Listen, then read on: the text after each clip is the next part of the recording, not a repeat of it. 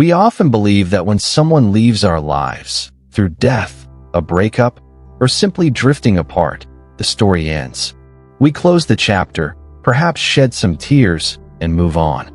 But what if, without realizing it, we continue to carry them, their memories, their expectations, or even their unresolved conflicts, long after they're gone? This isn't about grief, which is a natural and necessary process. This is about an invisible burden, a subtle attachment that keeps us tethered to the past, preventing us from fully embracing the present and shaping our future. It's a silent echo that subtly controls our thoughts, emotions, and even our actions. Let's explore 7 signs that you might still be carrying someone who left long ago, and how recognizing these signs can be the first step towards true liberation. From a Buddhist perspective, the act of carrying someone who left long ago can be understood through the concept of upadana, clinging or attachment. It's not the person themselves we carry, but our clinging to the idea of them, the memories, the unfulfilled expectations, or the unresolved emotions associated with them. This clinging is a form of suffering, dukkha, as it binds us to impermanence, and nikka, and prevents us from seeing reality as it is. The Buddha taught that suffering arises from attachment, and liberation comes from letting go. This isn't about forgetting or dishonoring the past. It's about releasing the energetic ties that keep us stuck.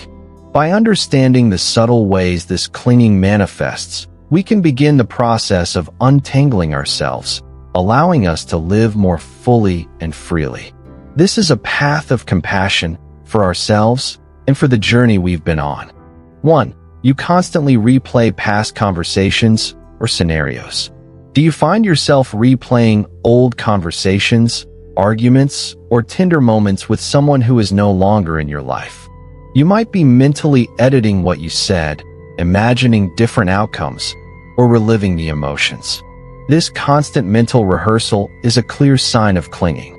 It's a way our mind tries to exert control over an uncontrollable past, or to keep a connection alive that no longer exists in the present. From a Buddhist perspective, this is a form of papanca, mental proliferation, a tendency of the mind to elaborate and complicate. The path to release lies in right mindfulness, sammasati. When you catch yourself replaying these scenarios, gently acknowledge the thought without judgment. Observe the emotions that arise. Then, consciously bring your attention back to the present moment, to your breath, to the sounds around you, to the sensations in your body. This doesn't erase the memory, but it loosens its grip, allowing you to choose where your attention resides. 2. Their opinions, real or imagined, still dictate your choices. Even after someone is gone, their real or imagined opinions can continue to hold sway over your decisions. You might find yourself asking, what would they think? Or would they approve? Before making a choice about your career, relationships, or lifestyle. This indicates that a part of your autonomy is still tied to their presence. This is a subtle form of upadana, clinging to the validation or disapproval of another, even in their absence. The path to release involves cultivating right intention, sammasankappa, and self-compassion. Recognize that your life is yours to live. Practice making small decisions based purely on your own values and desires. Gently challenge the internalized voice of the departed. Ask yourself, what do I truly want? What aligns with my highest good? This practice strengthens your inner compass, allowing you to live authentically, free from the invisible chains of past expectations. 3. You avoid certain places, songs, or activities because of them.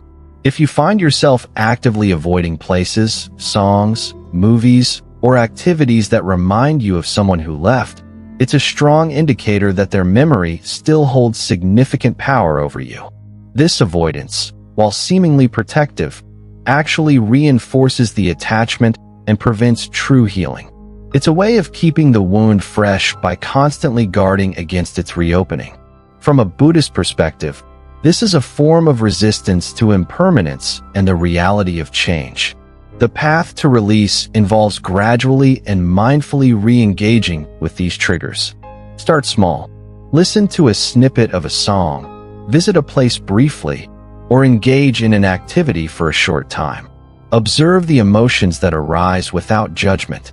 Recognize that the pain is not in the place or the song itself, but in your attachment to the past associations. This practice of exposure with mindfulness allows you to reclaim these aspects of your life, transforming them from sources of pain into neutral experiences, or even gentle reminders of the impermanent nature of all things. 4. You compare new relationships to the old one. When you meet new people, especially in romantic or close friendships, do you find yourself unconsciously or consciously comparing them to the person who left? They're not as funny as X. Why would I've never done that? This feels different from how it was with Z. This constant comparison prevents you from truly seeing and appreciating the new person for who they are. It's a sign that the template of the past relationship is still dominating your present experience. This is a manifestation of tanha, craving, a subtle craving for what was, or for a replication of it. The path to release involves cultivating right view, samadhi, and metta, loving kindness, towards new connections. Recognize that every person and every relationship is unique. Release the expectation that a new connection should fill the exact void left by the old. Practice seeing each new person with a beginner's mind, open to their unique qualities and the fresh experiences they bring. Extend loving kindness to them and to yourself for the courage to open your heart again. This allows you to build genuine connections, free from the shadow of the past. 5. You still feel a strong emotional charge when their name comes up. Even years after someone has left, hearing their name, seeing a picture, or encountering a mutual acquaintance can trigger an intense emotional reaction, a surge of anger, a wave of sadness, a pang of longing. This strong emotional charge indicates that the emotional ties are still very much alive and unresolved. This is a clear sign of dukkha arising from unresolved clinging. The path to release involves practicing mindful awareness of emotions. When these intense feelings arise, instead of suppressing them or getting swept away by them, pause. Acknowledge the emotion. Anger is present, or sadness is here. Feel it in your body. Breathe into it. Understand that emotions are impermanent, like waves in the ocean. They rise and fall. By observing them without judgment and without reacting, you create space for them to dissipate naturally. This practice gradually lessens the emotional charge, allowing you to remember the person without being overwhelmed by the past. 6. You find yourself explaining or justifying their actions, or yours, to others. Do you frequently find yourself explaining, defending, or justifying the actions of someone who left, or even your own actions in relation to them, to friends, family, or even strangers? This constant need to narrate and rationalize the past indicates an unresolved internal conflict and a lingering attachment to the narrative you've constructed around that person or relationship. It's a way of trying to make sense of something that may not need further explanation or to seek validation for your experience. This is a subtle form of avijja, ignorance. Ignorance of the fact that the past is past, and that your worth does not depend on external validation or a perfect narrative. The path to release involves cultivating right speech, samavaka, and self-acceptance. Practice speaking about the past with detachment, focusing on what you learned rather than what you lost or what went wrong. Recognize that you don't owe anyone an explanation for your past. Your healing is your own journey. By releasing the need to justify, you free yourself from the burden of carrying their story and yours in a way that no longer serves you. 7. You've created a narrative around their departure that defines your present. Perhaps the most insidious sign is when the departure of someone from your life becomes the defining narrative of your present existence. I'm broken because X left. I can't trust anyone since Y betrayed me. "My life stopped when Z died." This narrative, while understandable, can become a self-fulfilling prophecy, limiting your potential and preventing you from moving forward. It's a deep form of upadana, clinging to a victim narrative or a fixed identity shaped by past pain. The path to release involves cultivating right effort, samma vayama, and right livelihood, samma ajiva, consciously directing your energy towards creating a new, empowering narrative for your life.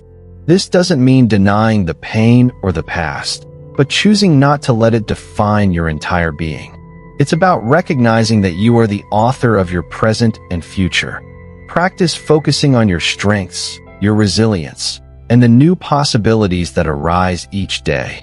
Engage in activities that bring you joy and purpose, and surround yourself with people who uplift you. By actively shaping your present, you gradually loosen the grip of the past, allowing yourself to step into a future defined by your own agency and wisdom. Carrying someone who left long ago is a heavy burden, often invisible even to ourselves.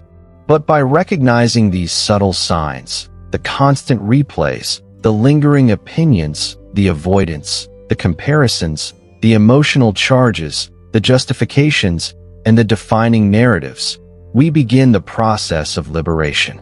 The Buddhist path offers us the tools of mindfulness, compassion, and wisdom to untangle these attachments, not to erase the past, but to free ourselves from its binding grip. Letting go is not about forgetting. It's about remembering with peace, about honoring the past without letting it control the present. It's about reclaiming your energy, your autonomy, and your capacity for joy. It's about choosing to live fully in the here and now, unburdened by the echoes of what once was. Which of these signs resonates most deeply with you? And what is one small step you can take today to begin releasing the invisible burden you might be carrying? If this exploration has resonated with you, please consider subscribing to the Noble Wisdom Path. Share this video with someone who might be carrying an invisible burden, and let us know your thoughts in the comments below.